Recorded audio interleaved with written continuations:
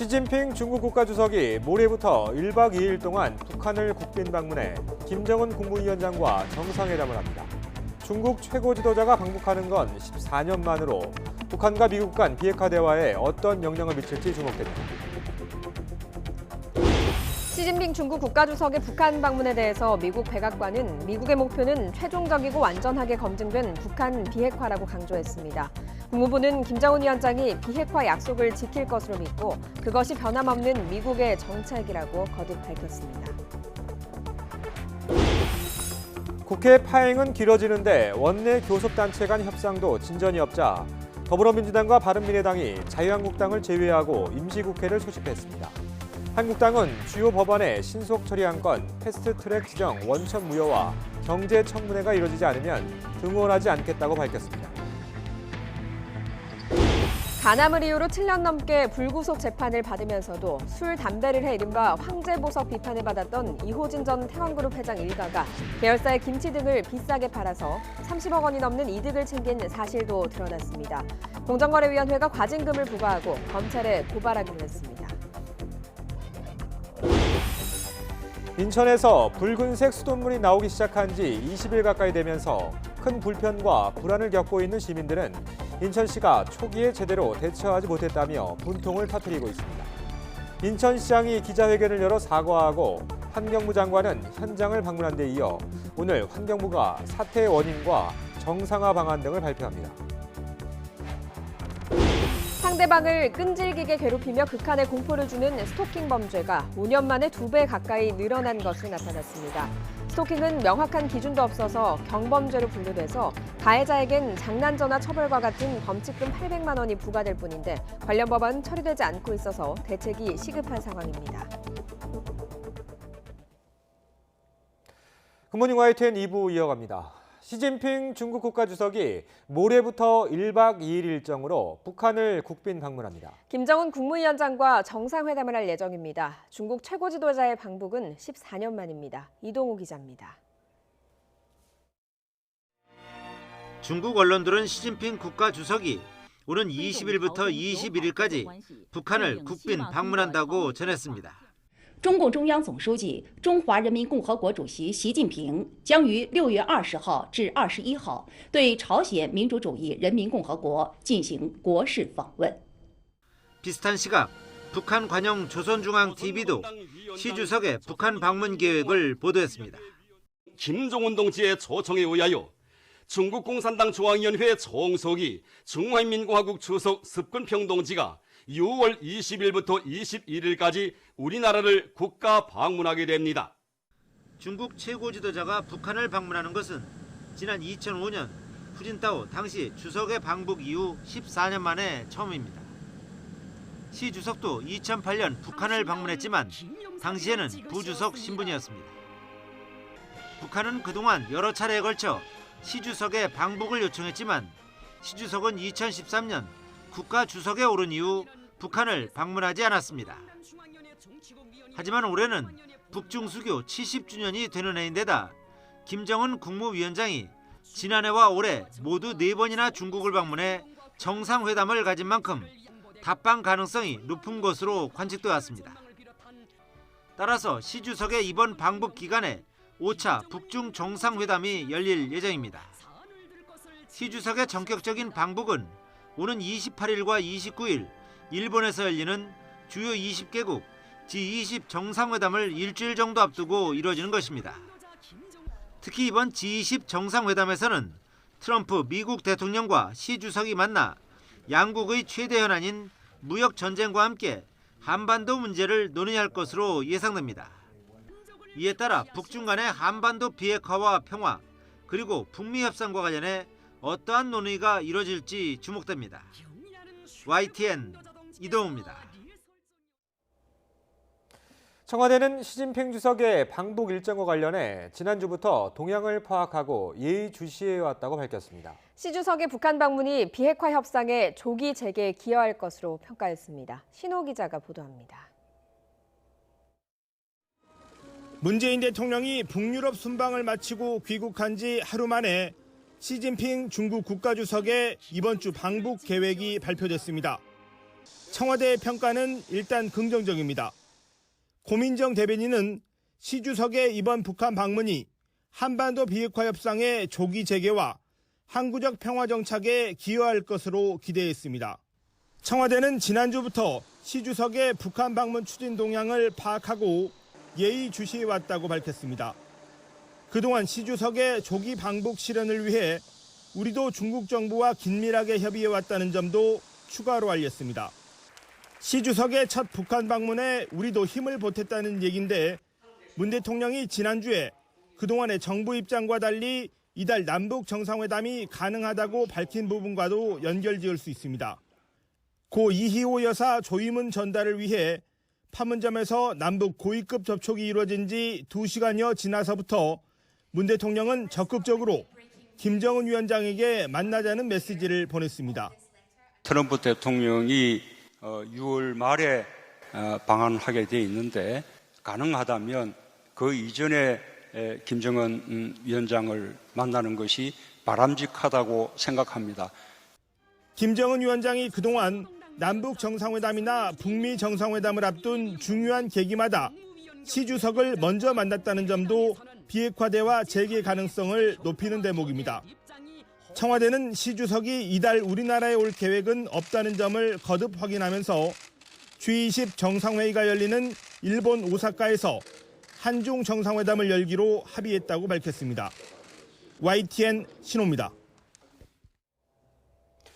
시진핑 주석의 방북에 대해 미 백악관과 국무부는 일제히 북한의 완전한 비핵화 목표를 강조했습니다. 중국이 국제적인 대북공조의 일원임을 부각하면서 북중 밀착을 경계하고 있습니다. 워싱턴에서 김희준 특파원이 보도합니다. 백악관은 시진핑 주석의 방북에 대한 입장을 묻자 목표는 최종적이고 완전하게 검증된 북한 비핵화 FFVD라고 강조했습니다.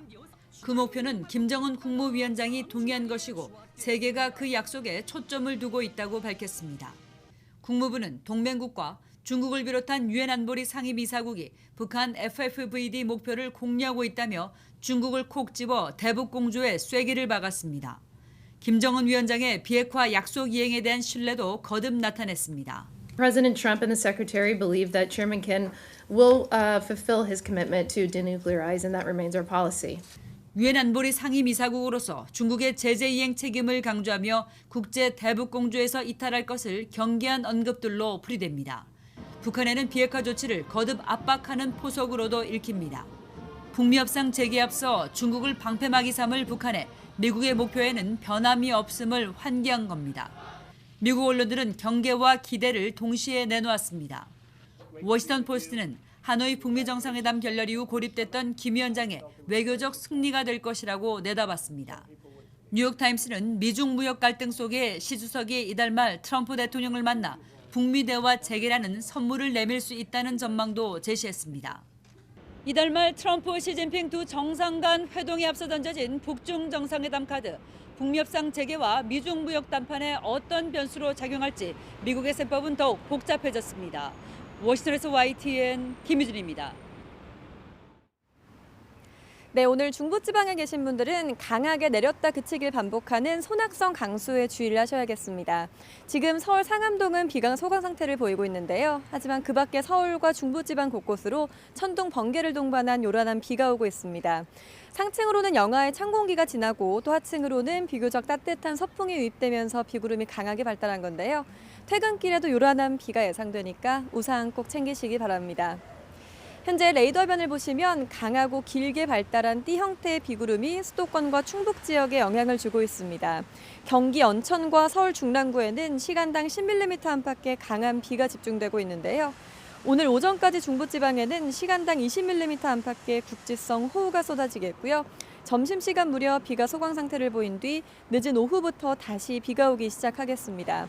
앞으로 경기 북부와 강원 북부에는 10에서 40mm, 서울 등 그 밖의 중부와 제주도에는 5에서 20mm의 비가 온 뒤 내일 오전에 그치겠고요. 오후 한때 경북 내륙에는 5에서 20mm의 소나기가 지나겠습니다. 오늘 낮 기온은 대구 31도, 광주와 대전 28도, 서울 27도로 어제와 비슷하거나 조금 더 높겠습니다. 내일 오후 한때 경기 동부 등 내륙 곳곳에는 또다시 소나기가 내리겠고요. 금요일 중북부 지역을 시작으로 주말에는 전국에 또 비가 올 전망입니다. 잦은 비가 지나고 다음 주에는 30도 안팎의 한여름 더위가 찾아오겠습니다. 지금까지 YTN 야외 스튜디오에서 박현실입니다.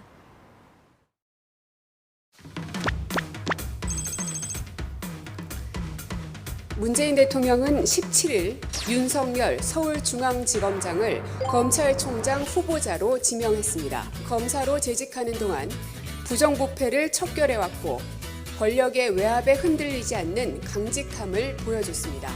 사람에 충성하지 않기 때문에 제가 오늘도 이런 말씀을 드립니다. 탁월한 지도력과 아무리 국감장이지만 너무하신 거 아닙니까?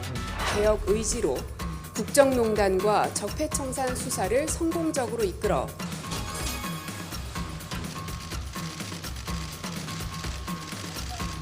무거운 책임감을 느낍니다.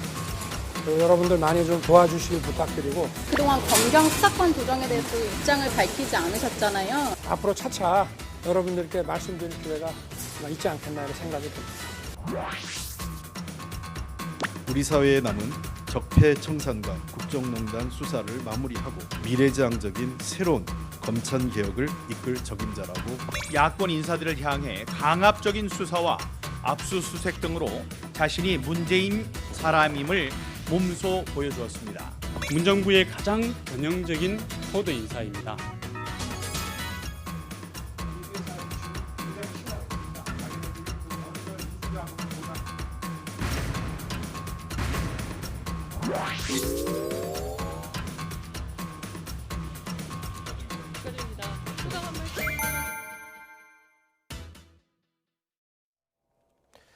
문재인 대통령이 윤석열 신임 검찰총장 후보자에 대한 임명 동의안을 오늘 국회에 보낼 것으로 보입니다.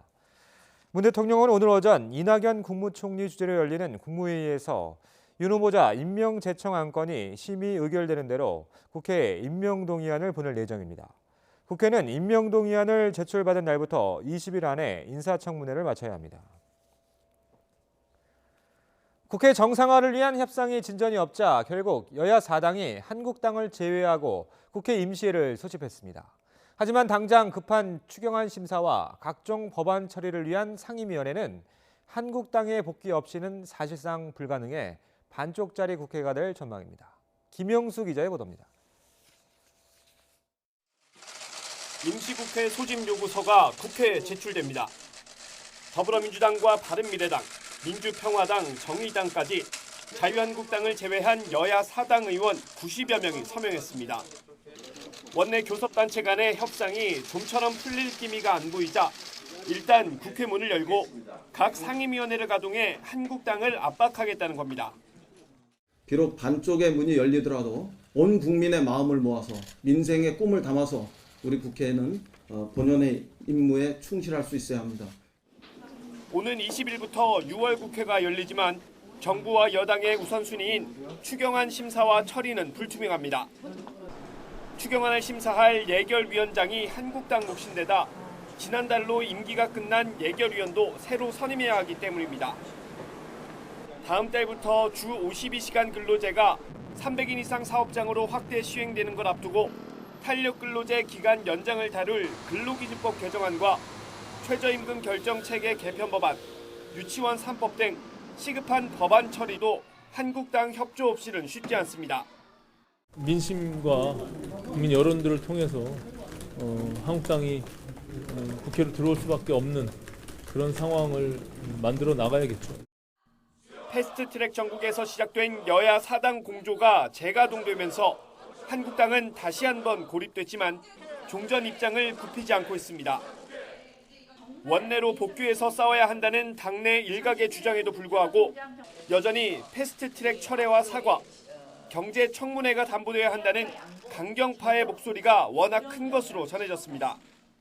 패스트트랙의 철회와 그리고 사과가 반드시 있어야지 정상 국회의 출발점이 되지 않겠냐 하는 의견이 많이 있었습니다. 이런 가운데 박용만 대한상공회의소 회장은 여야 5당 원내대표를 만나 어려운 기업 여건을 호소하면서 조속히 국회에서 경제 활성화와 규제 완화 법안을 처리해달라고 당부했습니다. YTN 김영수입니다. 4선의 홍문정 의원이 자유한국당을 탈당하고 대한애국당의 공동대표로 추대됐습니다. 한국당 관계자는 홍문정 의원이 중앙당에 탈당계를 제출했고 경기도당으로 이첩돼 탈당 절차가 완료됐다고 밝혔습니다. 앞서 애국당은 최고위원회를 열어 홍 의원을 애국당과 당명이 개정될 신당에 공동대표로 추대하기로 만장일치로 의결했습니다. 이에 대해 자유한국당 황교안 대표는 자유우파가 한국당을 중심으로 뭉쳐서 문재인 정권의 폭정을 막아내는 게 필요하다고 반응했습니다. 황 대표는 국회에서 기자들과 만나 분열은 국민이 원하는 것이 아니라면서 이같이 밝혔습니다. 유흥주점에서 60대 남성이 여성을 흉기로 찔러 숨지게 한 뒤 달아나 경찰이 수사에 나섰습니다. 밤사이 사건 사고 소식 김다연 기자가 종합했습니다. 경기도 수원에 있는 한 라이브 카페입니다. 어젯밤 8시 50분쯤 60대 남성이 말다툼 끝에 50대 여성을 흉기로 찔러 숨지게 했습니다. 도망쳐 나온 여 종업원까지 뒤쫓아와 흉기로 위협하다가 주변의 시선을 의식한 뒤 도망쳤습니다. 남자분이 한 손에 칼 들고 여자분은 계속 피해 다니시고 남자분이 가게 앞으로의 골목으로 도망을 가셨어요. 사건이 발생한 가게 입구입니다. 경찰 통제선 폴리스 라인이 겹겹이 쳐 있고 출입문은 굳게 잠겨 있습니다. 경찰은 용의자의 신원을 특정하고 주변 CCTV 등을 토대로 행방을 쫓고 있습니다. 새벽 1시 10분쯤엔 충청남도 아산시 산동 사거리에서 대형 화물차와 출퇴근용 전세버스가 부딪혔습니다. 이 사고로 화물차와 버스 운전자 등 2명이 숨지고 승객 32명이 다쳤습니다. 경찰은 좌회전하던 화물차가 신호위반으로 사고를 낸 것으로 보고 정확한 경위를 파악하고 있습니다. 이보다 1시간 전쯤 전엔 부산을 떠나 제주로 가던 여객선에서 승객 1명이 바다로 떨어졌습니다. 신고를 접수한 해경은 즉시 경비정 6척을 보내 수색 작업에 나섰고 여객선도 뱃머리를 돌려 사고 해역으로 되돌아갔습니다. 해경은 선상 CCTV 확인 결과 60대로 보이는 남성이 스스로 바다에 뛰어드는 모습을 확인했다고 전했습니다. YTN 김다연입니다. 이른바 황제보석 논란이 일었던 이호진 태광그룹 전 회장의 일가가 계열사 등의 김치 등을 비싸게 팔아서 30억 원이 넘는 이득을 챙겼습니다. 공정위가 과징금 제재와 함께 이 전 회장을 검찰에 고발하기로 했습니다. 김평정 기자입니다. 간암을 이유로 7년 넘게 불구속 상태로 재판을 받으면서 술, 담배 하는 모습이 포착돼 이른바 황제보석 비판을 받았던 이호진 전 태광그룹 회장. 수백억 원의 회삿돈 횡령 등으로 최근 징역 3년을 선고받았는데 횡령 말고도 부당하게 가로챈 돈이 더 있었습니다. 이호진 총수 일가가 100% 지분을 가진 회사에서 태광 계열사에 김치를 강제로 팔아 이득을 챙긴 겁니다. 김치와 전혀 상관없는 골프장 운영업체여서 위탁 제조했는데 그나마도 법적 등록도 제대로 안 된 업체에서 만들었습니다. 그런데도 가격은 10kg에 19만 원으로 시중에 흔히 팔리는 포장김치보다 2~3배나 비쌌습니다. 김치를 산 계열사는 직원에게 급여 명목으로 지급해 한때 김치 성과급이란 말이 나오기도 했습니다. 이 전 회장 일가 소유의 또 다른 회사는 태광 계열사에 와인을 비싸게 팔았습니다.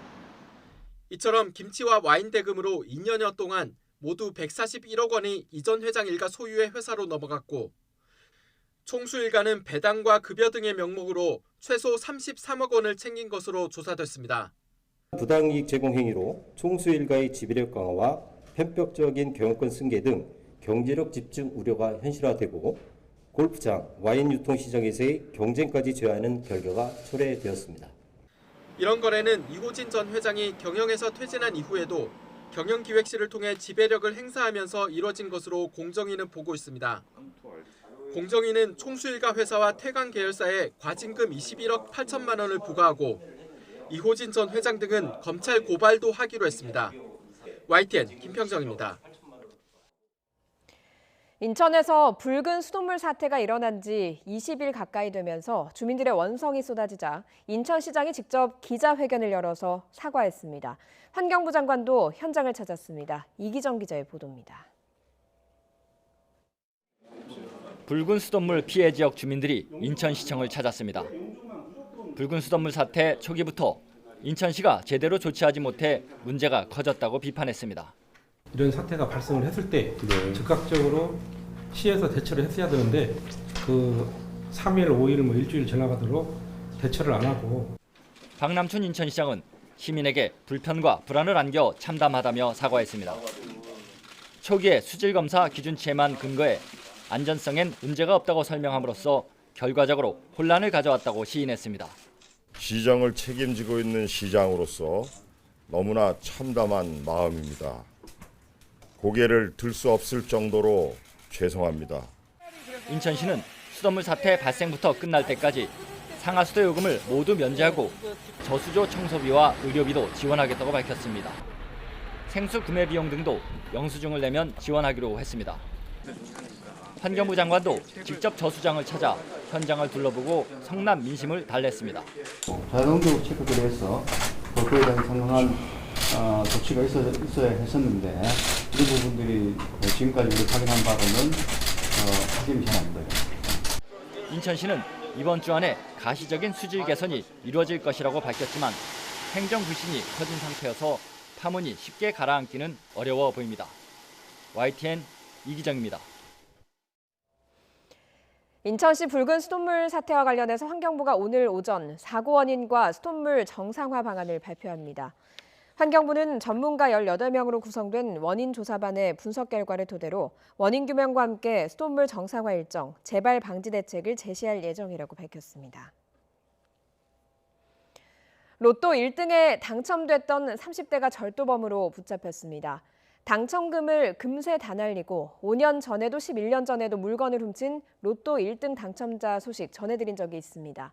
이번에도 같은 인물입니다. 김종호 기자입니다. 단체 예약을 하겠다며 주점을 찾은 남성. 종업원에게 예약금을 줄 테니 밖으로 나가자고 합니다. 잠시 뒤 종업원 금목걸이를 훔쳐 달아나는데 피해를 본 곳은 이 주점만이 아닙니다.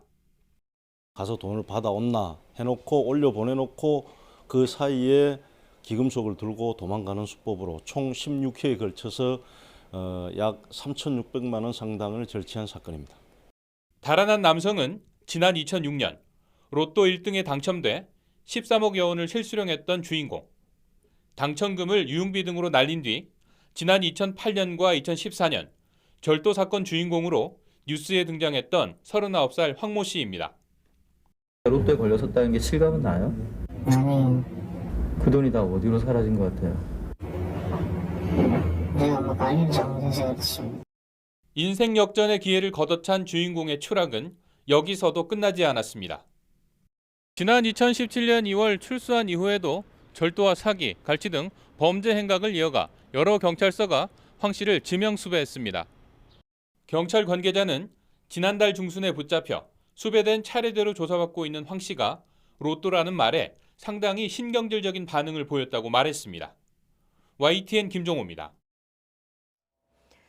아이돌 그룹 아이콘의 전 리더 비아이의 마약 의혹과 관련해서 경찰 수사가 본격화했습니다. 경기 남부지방경찰청 비아이 수사전담팀은 공익신고자 한모 씨에게 3년 전 마약을 판매한 최모 씨를 면담했습니다.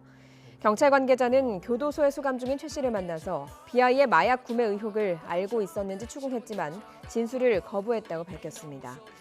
앞서 한 씨 측은 당시 수사진이 자신을 체포할 때 이미 비아이에 대해 알고 있었다며 판매책 최 씨가 얘기했을 가능성을 제기했습니다. 민감룡 경찰청장이 비아이 등의 마약 의혹 사건을 원점에서 재수사하겠다고 밝혔습니다. 민 청장은 기자간담회에서 YG 엔터테인먼트와 관련해 제기된 의혹에 대해서 하나도 빠짐없이 철저하게 수사하겠다며 이같이 말했습니다. 특히 버닝썬 사건을 수사하면서 많은 교훈을 얻었다며 드러나지 않은 여러 문제가 있을 개연성을 염두에 두고 그동안 쌓은 마약 사건 수사 노하우를 발휘해서 의혹을 해소하겠다고 강조했습니다.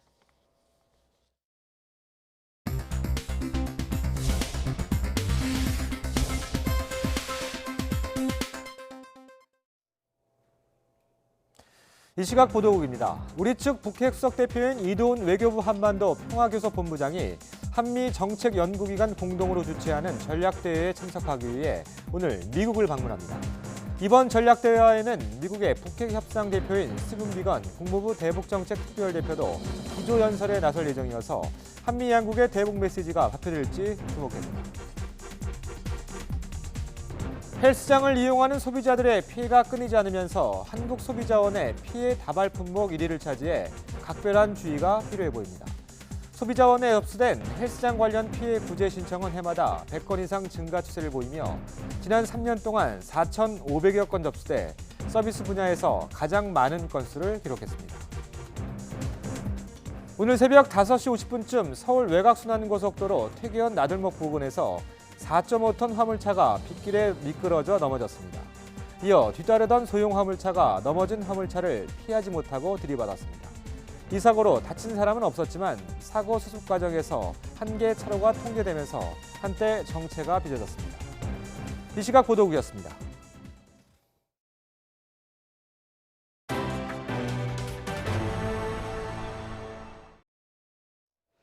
헝가리 유람선 침몰 사고 관련 소식입니다. 허블레아니호를 들이받은 크루즈 선박의 선장이 이번 주부터 현지 경찰의 조사를 받을 것으로 알려졌습니다. 김태현 기자가 보도합니다. 정부 합동 신속 대응팀은 헝가리 경찰이 곧 크루즈선 바이킹 시기노의 선장 유리 체플린스키를 소환 조사할 방침이라고 설명했습니다. 소환 관련 일정을 조만간 우리 측에도 전달하기로 했습니다. 신속 대응팀 관계자는 유리 선장의 보석 석방 이후 주말과 휴일이 이어져 이번 주부터 조사가 시작될 것으로 보고 있다면서 법원의 결정에 따라 선장은 매주 2차례 의무적으로 경찰 조사를 받아야 한다고 말했습니다. 유리 선장은 추돌 사고 이후 과실로 인한 다중인명 사고를 낸 혐의로 구속됐지만 1,500만 포린트, 우리 돈 6,200만 원의 보석금을 내고 조건부로 석방됐습니다. 헝가리 검찰은 과실이 심각한 선장의 보석은 부당하다며 항고했지만 상급 법원의 기각으로 유리 선장은 지난 13일 풀려났습니다. 그는 현재 부다페스트의 한 호텔에 머물고 있는 것으로 알려졌습니다. 유리 선장 측은 여전히 과실이 없다는 주장을 펴고 있습니다. 그러나 헝가리 경찰은 선장이 추월 경고나 구조 신호를 보내지 않은 점을 근거로 구체적인 과실을 입증한 뒤 사건을 검찰에 송치할 계획입니다. 구조대는 계속 다뉴브강에 보트를 투입해 사고 현장에서 20에서 60km 지점을 중심으로 실종자 3명에 대한 수색을 이어가고 있습니다. YTN 김태현입니다. 유람선 허블레아니호가 침몰했을 때 현장에서 승객 2명을 구한 다른 유람선의 선장이 시에서 주는 감사장을 거절했다고 현지 언론들이 전했습니다. 올해 1월부터 다뉴브강에서 유람선 울람호를 운항하는 24살 여성 러업 선장은 허블레아니호가 침몰할 당시 사고 현장에서 승무원들과 함께 구명조끼를 던져서 물에 빠진 승객 2명을 구조했습니다. 현지 언론에 따르면 러업 선장은 할 일을 했을 뿐이며 인정을 받고 싶지 않다고 말한 것으로 알려졌습니다. 미중 무역 분쟁이 장기화하고 내수 부진이 이어지면서 하반기 경기 회복이 불투명해지고 있습니다. 정부는 설비 투자를 높이는 특단의 대책을 준비하는 등 하반기 내수 살리기에 총력을 기울일 방침입니다. 오인석 기자가 취재했습니다. 지난주 금요일 홍남기 경제부총리와 한국개발연구원 KDI, 대외경제정책연구원 KF 등 10개 주요 연구기관장 간담회가 열렸습니다. 이 자리에서는 현재 우리 경제의 상황 진단과 대책에 대한 폭넓은 의견이 제시됐습니다. 정부는 미중 무역 갈등의 장기화로 세계 경제의 불확실성이 높고 특히 수출은 반도체 가격이 지난해보다 절반 이하로 떨어지며 부진을 더해가고 있다고 진단했습니다. 국내 경기도 투자와 수출이 부진하고 내수조차 부침을 받고 있어 경기 하방 리스크도 점차 커지고 있는 만큼 대응책이 시급하다는 지적이 많이 나왔습니다. 민간 설비 투자라든가 건설 투자도 굉장히 부진해서 이런 분야에 대해서는 하반기에 특단의 대책이 필요하다 할 정도로 정부도 엄중하게 생각하고 있습니다. 정부는 1분기 마이너스 성장에도 2분기부터는 재정 투입 효과로 경기가 살아날 것으로 기대했지만 하반기 경기 회복도 불투명할 것으로 내다보고 있습니다. 추경 예산도 국회에 발목이 잡혀 한 발짝도 나아가지 못하는 상태입니다. 정부는 이에 따라 하반기에는 투자와 소비 등 내수 살리기를 통한 경기 방어에 우선 주력한다는 방침입니다. 커지는 경기 하방 리스크에 대비한 확장적 재정 정책과 함께 통화 정책도 적절히 이루어져야 한다는 목소리가 시장에서 나오고 있습니다.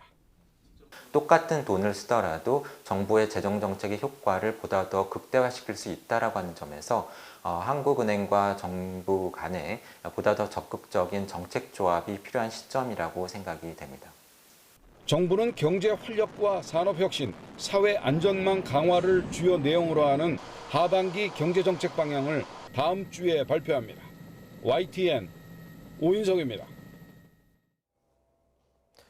스토킹 범죄가 꾸준히 늘고 있습니다. 그런데 현행법상 스토킹은 명확한 기준도 없이 경범죄로 분류돼 있습니다. 적발돼도 범칙금 8만 원이 부과될 뿐입니다. 박희재 기자가 중점 취재했습니다. 진주 방화살인 사건의 피해자 19살 최모 양은 사건 한 달여 전 이미 경찰에 도움을 요청했습니다. 이웃집 남성이 집 앞까지 쫓아와 위협을 일삼았기 때문입니다. 하지만 경찰은 스토킹 의심 행위에도 경고 조치를 하는데 그쳤고 참변으로 이어지는 일을 막지 못했습니다. 특히 이번 사건의 수사나 또 조치 과정에서 드러난 여러 가지 문제들을 이게 제도적 정책적으로 말씀하신 대로 그렇게 이루어지도록 최선을 다하겠습니다. 경찰은 뒤늦게 대책을 마련하겠다고 했지만 혼자 사는 여성들은 여전히 불안에 떨고 있습니다. 일부러 집이 아닌 다른 곳에서 지하철을 내렸는데 그분이 계속 자기도 같이 내려서 저희를 따라오시더라고요. 그래서 최근에 그런 사건도 이루어지고 있는 시점에서 저희가 충분히 되게 무서웠고 지속적 괴롭힘을 뜻하는 스토킹은 성범죄나 살인 등 강력 사건으로 이어질 가능성이 큽니다. 하지만 스토킹을 처벌할 수 있는 별도의 법안은 없습니다. 현재는 경범죄로 분류돼 범칙금 8만 원이 부과됩니다. 장난전화 범칙금과 똑같습니다. 솜방망이 처벌이라는 논란이 이어지는 사이 스토킹 범죄는 5년 만에 2배 가까이 늘었습니다. 오래전부터 스토킹을 엄하게 처벌해야 한다는 지적은 끊이지 않았습니다. 20대 국회만 봐도 관련 법안은 7건이나 발의됐습니다. 하지만 이번에도 우선순위에서 밀리고 있습니다. 16대 때부터 계속 20년째 있었고 이거에 대한 심각성이 있다고 생각하면 부총장도 빨리빨리 조율하고 해서 의견을 국회에다 냈으면 아마 국회에서도 진행을 했을 텐데 핵심 쟁점은 어떤 행위까지를 스토킹으로 볼 것인가입니다. 지난해 법무부는 의사에 반해 지속적으로 공포심을 유발하는 행위로 스토킹을 규정했습니다. 하지만 여성계는 피해자의 반대 의사 여부가 판단 근거로 작용해선 안 된다고 주장합니다. 스토킹이라고 하는 그 행위를 명백하게 정의를 내리고 그 정의 내린 스토킹을 한 행위에 대해서는 그것은 위법해라고 하는 어떤 위법성을 실어준 다음에 거기에 적절한 형벌을 가하게 되는 거죠. 선진국들은 이미 강력한 스토킹 처벌법을 시행하고 있습니다. 미국은 최대 5년까지 징역형을 내릴 수 있고 일본은 따라만 다녀도 처벌을 받습니다. 선진국에서는 다 이런 법들을 시행하고 있고 분명히 그 나라에서도 구체성과 명확성 문제 분명히 똑같이 발생할 것인데 스토킹에 시달리는 피해자들은 극심한 공포심을 호소하고 있지만 우리 사회는 아직도 심각한 범죄로 인식하지 못하고 있습니다. YTN 박희재입니다. 직장 동료의 차를 훔쳐 달아나다가 주차된 차량을 잇따라 충돌한 30대가 경찰에 붙잡혔습니다. 경남 마산 중부경찰서는 절도 혐의 등으로 34살 김모 씨를 구속했습니다. 김 씨는 지난 10일 정오쯤 전남 나주시에 있는 아파트 신축 공사 현장에서 함께 일하던 직장 동료의 차를 훔쳐 달아났고 경찰의 추격을 받자 차량 8대를 들이받은 혐의를 받고 있습니다. 자신을 무시한다는 이유로 40년 지기 지훈을 때려 숨지게 한 70대 남성이 경찰에 붙잡혔습니다. 경기 의정부 경찰서는 폭행치사 혐의로 70살 이모 씨를 체포해 조사하고 있습니다. 이 씨는 그제 오후 6시 반쯤 의정부시 금호동의 한 창고에서 59살 김모 씨와 함께 술을 마시다가 말다툼 끝에 주먹으로 때려 숨지게 한 혐의를 받고 있습니다. 불에 취약한 우리 군의 전투복의 문제점을 짚어보는 연속 기획 시간입니다. 앞서 미 군복에 이어 이번엔 구형 군복과 비교해봤습니다. 강정규 기자가 취재했습니다. 지난 2010년까지 우리 장병들에게 보급됐던 구형 얼룩무늬 전투복. 연소 실험을 통해 신형 군복과 비교해봤습니다. 10초 만에 시료 전체가 불길에 휩싸인 신형에 비해 타는 속도가 더딥니다. 신형 원단엔 불씨가 100초 넘게 남기도 했는데 구형은 불꽃과 불씨가 거의 동시에 사라졌습니다. 5차례 반복 실험에서 나타난 가장 큰 차이는 합성 섬유가 녹아 불똥으로 떨어지는 현상이 없었다는 겁니다. 전문가들은 천연 섬유인 면 비율에 주목합니다.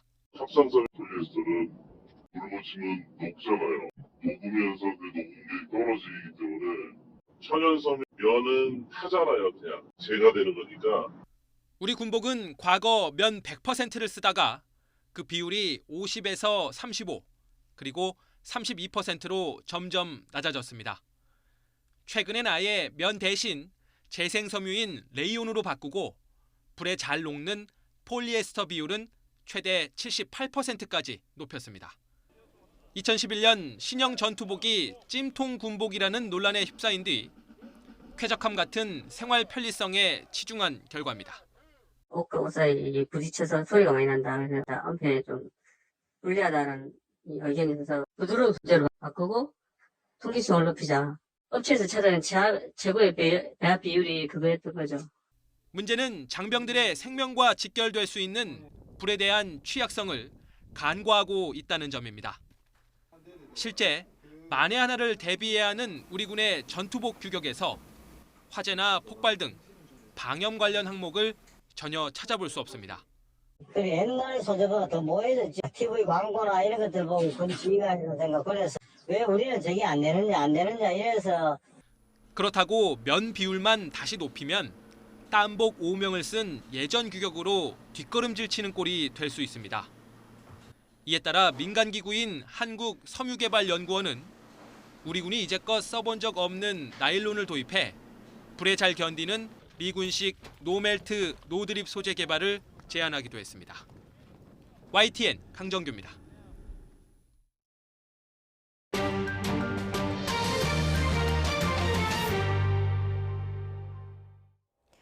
이른바 송환법에 반대하는 홍콩 시민 200만 명이 거리로 나서자 행정수반격인 캐리람 행정장관이 결국 사과했습니다. 이 송환법은 폐기될 것으로 보입니다. 베이징에서 강성욱 특파원이 보도합니다. 홍콩 시민들의 주말 검은 대행진에는 주최 측 추산 200만 명이 참가했습니다. 사상 최대의 성난 물결이 도심을 꽉 메웠고 집회를 폭동이라던 캐리람 행정장관도 결국 사과했습니다. I feel deep sorrow and regret that the deficiencies in our work and various other factors have stirred up substantial controversies and dispute in society. 캐리람 장관은 일부 친중파 의원들까지 등을 돌려 레임덕에 빠졌습니다. 중국 정부는 미국과의 무역 마찰 와중에 홍콩 문제에 매달릴 여유가 없었던 것으로 보입니다. 中央政府和特区政府之间的工作交流和关系，你知道这是完全是中国的内部事务，不是外交部回答问题的范畴。 홍콩 언론은 이른바 송환법이 입법회 의원들의 내년 임기 종료와 함께 폐기될 걸로 보고 있습니다. 선두에 선 젊은이들의 역할이 컸지만 남녀노소가 함께한 것이 원동력이 됐습니다. 홍콩 어머니들은 임을 위한 행진곡을 우리말로 부르기도 했습니다.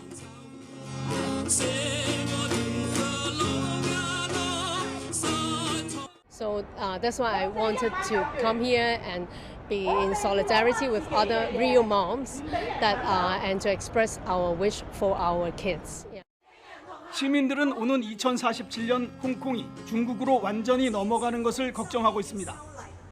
때문에 다음 달 1일 홍콩 관한 기념일을 전후해 또 한 번 움직임이 예상되고 있습니다. 베이징에서 YTN 강성웅입니다.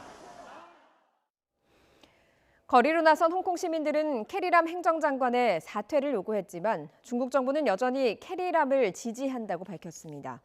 루캉 중국 외교부 대변인은 정례 브리핑에서 중국 정부가 캐리람 홍콩 행정장관을 지지하는지에 대한 질문을 받고 중국 정부는 행정장관과 홍콩 특별행정구 정부의 법에 따른 통치를 계속 확고하게 지지할 것이라고 말했습니다.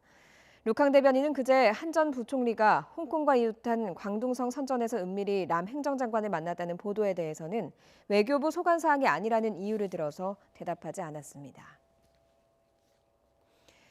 일본 오사카에서 괴한이 파출소 경찰을 습격해 권총을 빼앗아 달아났다가 검거됐습니다.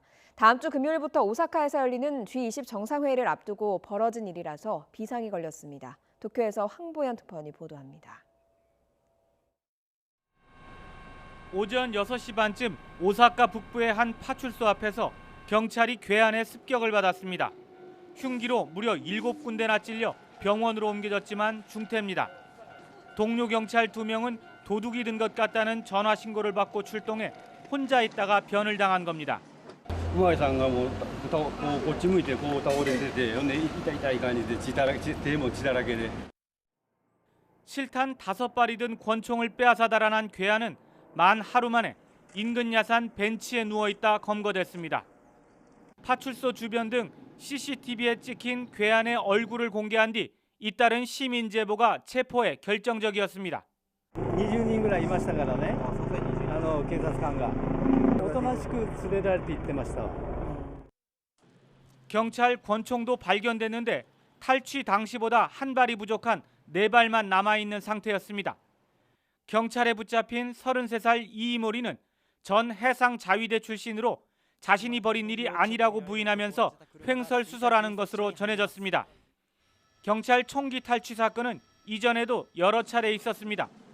지난해만 해도 도야마와 센다이시에서 비슷한 사건이 일어나 4명이 숨지는 등 2013년부터 총 8건이나 발생했습니다.